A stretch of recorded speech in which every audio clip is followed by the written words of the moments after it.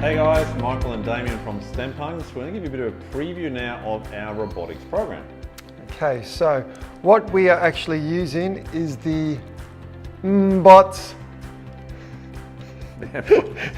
I like that. So the reason why we use the bots is because if this by accident does get thrown across the room, which I've seen, these are pretty durable.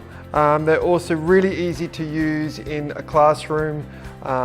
We've got tutorials with the worksheets again that's going to be able to talk you through step by step on how to use them, and your students on how to use them. So the big thing is, don't be afraid to look at this and go, how will I use this as a teacher? Every teacher should be able to, with our tutorials, be able to use this. So have confidence, have faith. I have faith in you. Can I borrow the robot? Yes, yeah. Cool, thank you, good. So these robots are awesome because we can code them, right? And the reason we like this, as Damien said, is that they're pretty robust. If we drop these things, they last pretty well.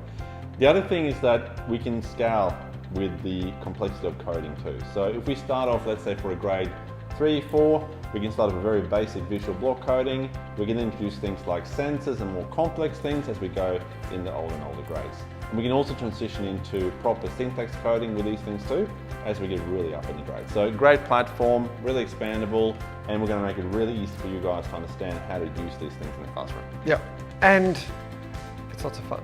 It is awesome fun. Don't forget fun, right?